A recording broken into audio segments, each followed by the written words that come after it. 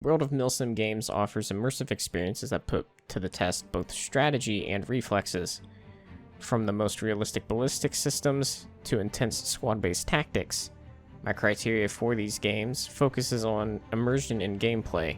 These are my top 5 PC exclusive Milsims. We're going to start off with Gunner Heat PC, which is a mounted combat simulation focused on realism. The game has an in-depth armor and round penetration system. You can drive various vehicles from the Abrams, Bradley T-72, and the BMP, and more. The game has several modes and missions for you to play as either the NATO or Pact forces. The game is still in early access, but has come a long way in the 1 year of development. It's basically War Thunder without the bullshit. If mounted combat between IFVs, light armored vehicles, and tanks interests you, Gunner Heat PC is a must-play game. Postscriptum is a realistic FPS set in World War II.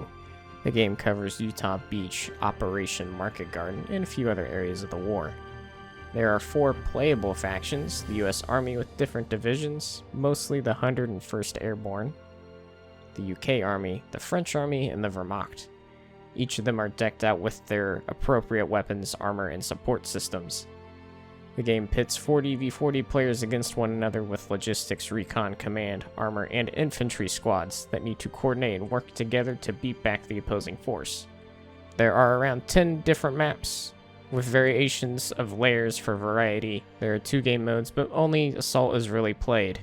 I'm not gonna lie, while I think this is the best World War II shooter out there on the market, the community is relatively small, peaking around 300 players daily. Ground Branch is a game that looks to bring back the feeling of the old Ghost Recon games. It puts you in the shoes of a paramilitary army for the CIA's SAG and SOG operations. You'll take on operations around the globe from the US to Iraq. You'll either fight alone or with a small ops team. The game features several weapons that you can customize to your liking. You can also customize your operator in nearly every aspect, from clothes to where the pouches are on your rig. Regarding missions, there is a terrorist hunt and intel retrieval, and a couple of PvP modes. The game is still in early access and continues to improve with every update. Squad is a modern-day Milsim set with 50v50 player matches. While I do have a love-hate relationship with this game, and more hours in it than I'd care to admit to, it's one of the best Milsim games out there. Players must work together to coordinate and beat back the enemy to win the game.